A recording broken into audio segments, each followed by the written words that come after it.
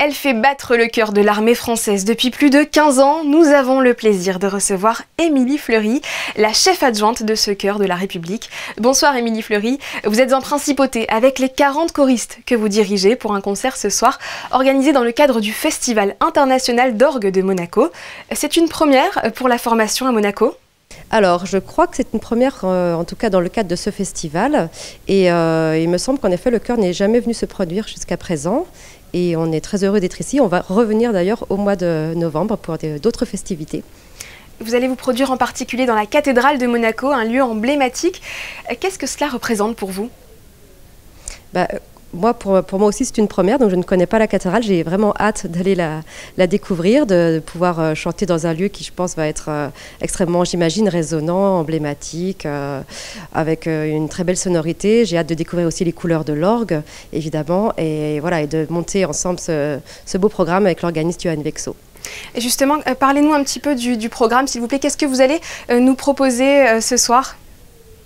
Alors on va faire de la musique principalement sacrée, qui va être, et le concert va être organisé autour d'une pièce un peu emblématique qui est la Messe cum jubilo de Duruflé, qui est une pièce absolument magnifique, écrite pour chœur d'homme à une voix et orgue.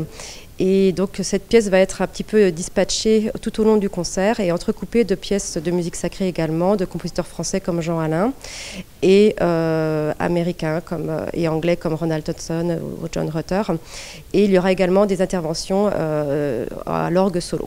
Question de curiosité, comment êtes-vous parvenu à diriger cette prestigieuse institution ? C'était un rêve d'enfance pour vous ? Alors, pas du tout. Quand j'étais enfant, je voulais être archéologue. Donc, c'est pas du tout un rêve d'enfant. Mais par contre, j'ai toujours été musicienne depuis toute petite. Et je suis venue au chant et à la direction de chœur en poursuivant mes études de musicologie. Et voilà, ça a été un coup de foudre immédiat pour ce métier. Et j'ai eu la chance, quand un poste s'est libéré de chef adjointe au chœur de l'armée, j'ai passé le concours et j'ai été recrutée. On imagine que ce chœur n'est pas un chœur comme les autres. Quelles en sont les spécificités ? Alors, les spécificités, déjà c'est un chœur d'hommes, donc c'est l'unique chœur d'institution composé seulement d'hommes en France. Et c'est aussi le chœur, comme vous l'avez dit, le chœur officiel de la République. Donc on va être amené à faire à la fois, comme ici, des concerts dans le cadre de festivals, mais également de participer à énormément de commémorations, que ce soit évidemment le 14 juillet, 8 mai, 11 novembre, mais aussi des panthéonisations.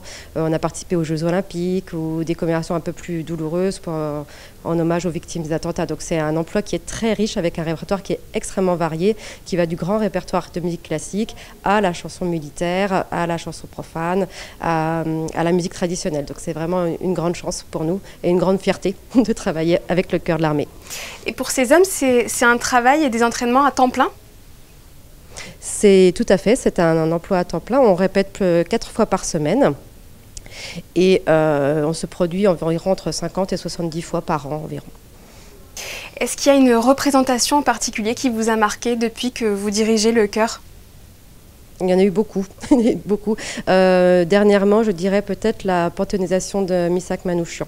C'était un moment très très fort parce qu'on a à la fois chanté au Panthéon, mais également la veille dans la clairière des fusillés au Mont-Valérien, à l'endroit vraiment où Missak Manouchian, le résistant, a été abattu avec ses compagnons. Donc ce sont toujours des moments très très forts. Écoutez, merci Émilie Fleury de nous avoir accordé un peu de temps avant le concert. On vous souhaite une très belle représentation. Merci beaucoup.